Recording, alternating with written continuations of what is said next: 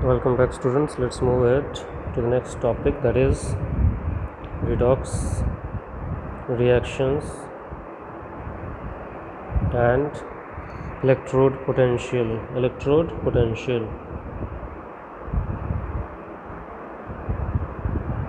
redox reactions को आप समझ रहे हो, हमने देखा। सपोज करो एक रिएक्शन होता है, क्या जिंक को हम CuSO4 के साथ ऐड करते हैं। हमने पहले भी देखा था डिस्प्लेसमेंट में, जिंक सल्फेट बनता है और Cu बाहर निकल जाता है। क्या हुआ, ये आयंस ट्रांसफ़र हुआ, ठीक है। ये 0 में था, ये 2+ में होता है, ये -2 में, तो ये +2 में, -2 +2 तो transfer of electrons takes place. मान लो ये सॉल्यूशन है कॉपर सल्फेट का, ब्लू कलर का होता है। इसमें आपने एक रॉड डाल दिया इस सॉल्यूशन में, zinc rod, Zn rod, colour disappears. क्यों? डिस्प्लेसमेंट हो जाता है, ठीक है।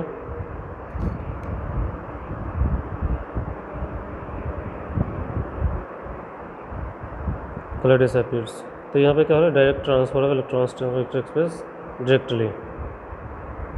क्यों? बिकॉज देयर इज कॉन्टैक्ट,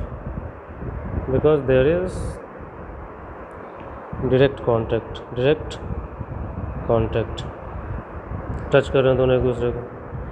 अब हम इसी चीज़ को let us modify the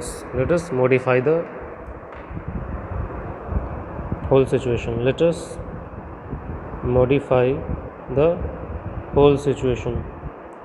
situation,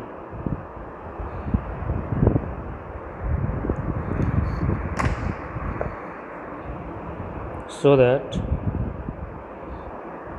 electron transfer takes place indirectly,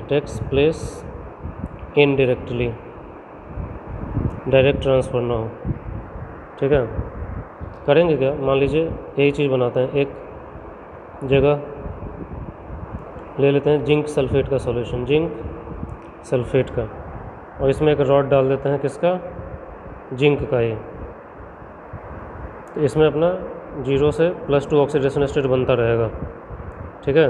Zn और ZnSO4 के बीच में कंटिन्यूस बनना बिगड़ना चलता रहेगा, 0 और ये +2 ऑक्सीडेशन स्टेट, फिर वापस इसमें तो सॉल्यूशन का कॉन्सेंट्रेशन बना रहेगा।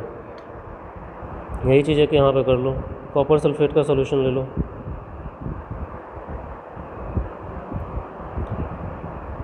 और यहाँ पे एक रॉड लगा दो, कॉपर रॉड, तो यहाँ भी रिएक्शन चलता रहेगा, Cu और बैलेंस रहेगा CuSO4 के बीच में। यहाँ पे +2 है, ठीक है, चल रहा है। अब जिंक सल्फेट में जिंक ही डाला है हमने, कॉपर सल्फेट में कॉपर डाला है। यहाँ पे कॉपर सल्फेट में हमने डायरेक्टली जिंक रॉड डाला था, तो रिएक्शन कुछ ये हुआ था, डिस्प्लेसमेंट। इस बार डिस्प्लेसमेंट हम करवाएंगे, लेकिन डायरेक्ट कॉन्टैक्ट नहीं, इनडायरेक्ट कॉन्टैक्ट। जिंक सल्फेट में जिंक रॉड क्यों डाला है, ताकि जिंक सल्फेट का कॉन्सेंट्रेशन बना रहे, आपस में ये बनता टूटता रहेगा, फिर ये भी अपने में कॉपर सल्फेट और कॉपर बनता टूटता रहेगा। अब सपोज़ करो ये ट्यूब है, रॉड है, इनके बीच में एक यू ट्यूब लगा दो। क्या लगा दो? यू ट्यूब होता है यू शेप का, जो दोनों को कवर करेगा, दोनों के बीच में इस तरीके का यू शेप का होता है, ठीक है। यू शेप का यू ट्यूब लगा दो, जो दोनों को कनेक्ट करता है। उसका एक हैंडल इस सॉल्यूशन से, इस बीकर 1 से है कनेक्टेड, और ये बीकर 2 से कनेक्टेड है, बीकर 2, ठीक है। इसके अंदर हम लोग डालते हैं आयनिक सब्सटेंस, ताकि करंट का फ्लो हो सके। इसके अंदर होता है पोटेशियम क्लोरेट और अमोनियम नाइट्रेट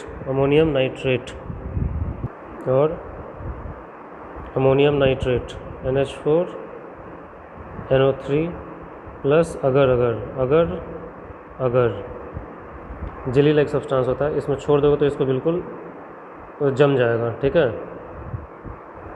अगर जेली जैसे आइसक्रीम वगैरह जमा रहता है ना, आइसक्रीम चिपका रहेगा एक ही जगह पर, वो इसी के कारण उसमें भी अगर होता है तो वो जम जाता है एक ही जगह पे। तो यहाँ पे एक ये डाला हमने, आयनिक सब्सटेंस है, करंट जब जाएगा तो क्या होगा, प्लस माइनस में ब्रेक हो जाएंगे ये, तो इनके बीच में हमने कांटेक्ट बना दिया। इसे बोला जाता है सॉल्ट ब्रिज। क्या कहते हैं, सॉल्ट ब्रिज। अब इनके बीच में कनेक्शन हो गया लेकिन डायरेक्ट कांटेक्ट नहीं है, ठीक है, इसके सॉल्ट ब्रिज के थ्रू है। अब एक मेटलिक वायर से दोनों इलेक्ट्रोड को जोड़ दो, मेटल वायर से। थोड़ा सा और बड़ा बना देता हूँ।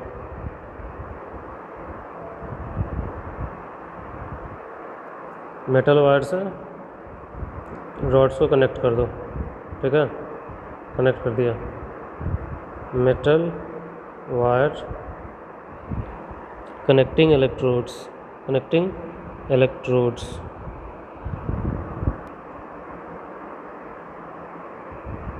ठीक है। इस वायर में एक स्विच भी लगाएंगे, क्या लगाएंगे, स्विच भी लगाएंगे, ताकि जब ऑन करना हो तभी कनेक्ट करें। ये स्विच है। मेजर करने के लिए बीच में अमीटर भी लगा सकते हो, करंट जो में। यहाँ पे क्या है, मान लो जब स्विच को ऑन कर दिया गया, स्विच को ऑन कर दिया गया, when switched on, when switched on, ये जिंक है। देखो जिंक क्या होगा, जब वायर है तो इलेक्ट्रॉन का ट्रांसफ़र होगा। हमने पढ़ा है जिंक ज़्यादा रिएक्टिव होता है कॉपर से। Transfer of electrons takes place, transfer of electron हमने जोड़ दिया तार को, takes place from zinc to copper, ठीक है। जिंक टू कॉपर जो ये रिएक्शन हो रहा था वही चीज़ हो रहा है यहाँ पे भी, लेकिन पहले क्या था, डायरेक्टली हम इसके अंदर डाले थे, इस बार डायरेक्ट नहीं है, इनडायरेक्ट कॉन्टैक्ट है। तो यही चीज़ होगा यहाँ पे भी, ZnCuSO4 रिएक्शन होगा, ZnSO4 बनेगा प्लस Cu होगा, ठीक है। तो ट्रांसफ़र ऑफ इलेक्ट्रॉन होगा, तो क्या हो रहा है यहाँ पे, उसी चीज़ को फिर से बना रहा हूँ। इलेक्ट्रॉन्स कैसे मूव करेंगे, यहाँ से यहाँ मूव कर रहे हैं, जिंक अपने इलेक्ट्रॉन को लूज़ कर रहा है, +2 चार्ज ले रहा है, मतलब ये 0 में था तो ये +2 ले लिया, और ये +2 था तो क्या हो गया, 0 में चला गया। तो इस चीज़ को कंसिडर करोगे तो इलेक्ट्रॉन कहाँ से कहाँ मूव कर रहे हैं, इधर से इधर, तो ये इलेक्ट्रॉन का मूवमेंट होगा। इलेक्ट्रॉन मूवमेंट हमने पढ़ा है, करंट का ट्रांसफ़र किधर होगा, फिर opposite direction of positive charge, जिस डायरेक्शन में फ्लो करता है करंट फ्लो करता है, तो करंट ऐसे फ्लो करेगा, ठीक है। चूँकि ये इलेक्ट्रॉन को लूज़ कर रहा है तो ये क्या कहलाएगा, एनोड, ऑक्सीडेशन हो रहा है, और ये क्या कहलाएगा, कैथोड, ठीक है।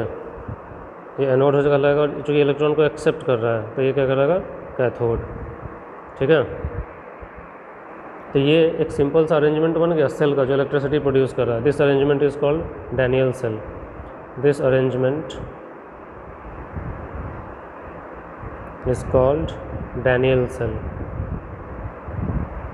डैनियल सेल बोलते हैं इस अरेंजमेंट को। अब we know current flows due to difference in potential.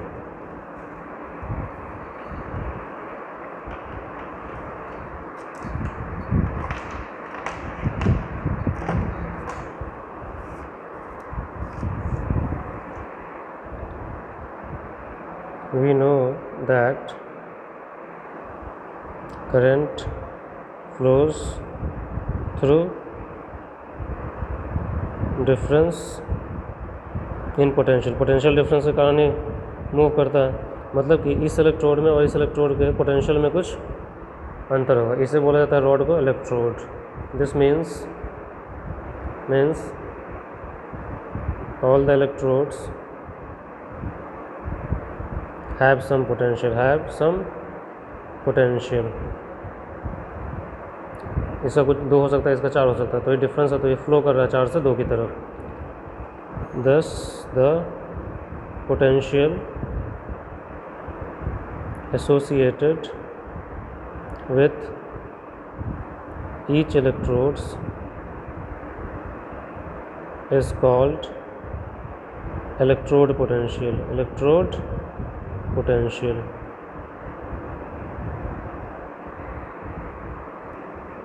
इसका बोलते हैं electrode potential.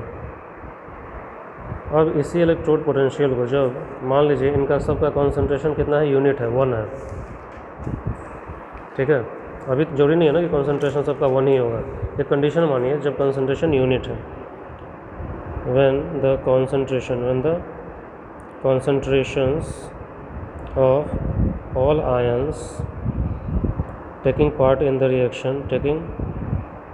of the reaction is 1 and the temperature is 298 K, मतलब 25 degree centigrade, then the electrode potential is called standard electrode potential. Standard electrode potential.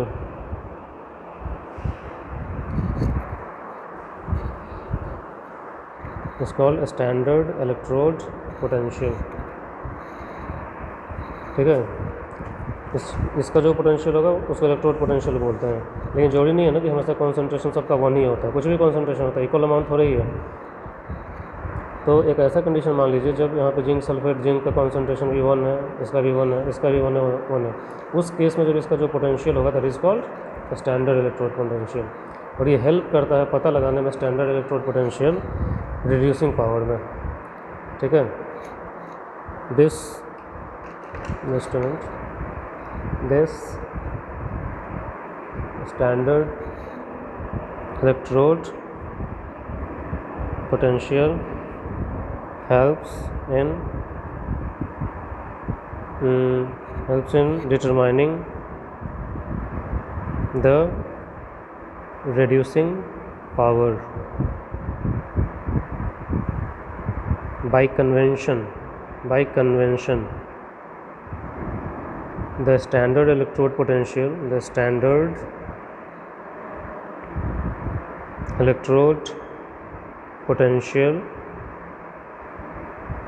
of hydrogen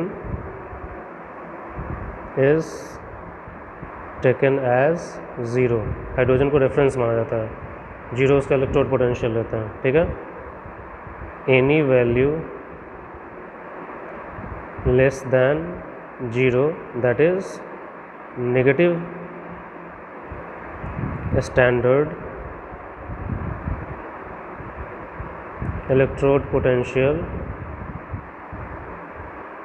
means better reducing agent than hydrogen, ठीक है। Positive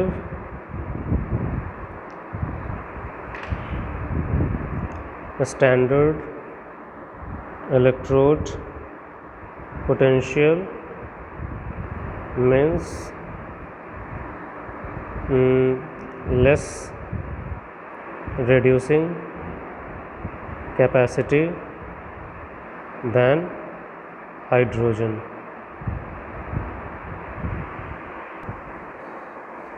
अच्छा, denoted by standard electrode potential denoted by E not से denote किया जाता है।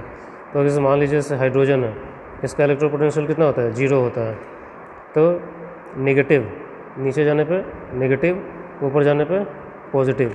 तो इसके नीचे ये सब होते हैं जैसे कि लिथियम, सोडियम, पोटेशियम, कैल्शियम, इन सब का नेगेटिव होता है, मतलब ये बेटर रिड्यूसिंग एजेंट है हाइड्रोजन से। और इसके ऊपर आयरन, गोल्ड, क्लोरीन, ब्रोमीन, ये सब होते हैं। तो इनकी रिड्यूसिंग पावर क्या है, हाइड्रोजन से कम है। तो ये सब क्या है, better reducing agent than hydrogen, better reducing agent than hydrogen. इनकी लेस रिड्यूसिंग पावर होती है हाइड्रोजन से, less reducing power than hydrogen. तो ये स्टैंडर्ड, और इसको भी आपको ध्यान में रखना पड़ेगा। आपके बुक में एक टेबल है, उसको समझने की कोशिश कीजिएगा आप। दूसरी चीज़, इस चीज़ में वापस आऊँगा, एक छोटी सी चीज़ समझानी है। ये जो रिएक्शन हो रहा था, ठीक है, ये जो रिएक्शन हो रहा था, इसको रिप्रेजेंट किया जाता है कैसे? क्या बोलते हैं, रिडॉक्स कपल, एक छोटा सा टर्म है, रिडॉक्स कपल। सपोज करो रिएक्शन, उसी चीज़ को लिखता हूँ वापस, जिंक से कॉपर सल्फेट बना, क्या, जिंक सल्फेट प्लस कॉपर। तो हुआ क्या, जिंक चेंज हुआ किस में, Zn2+ में, कॉपर 2+ चेंज हो गया 0।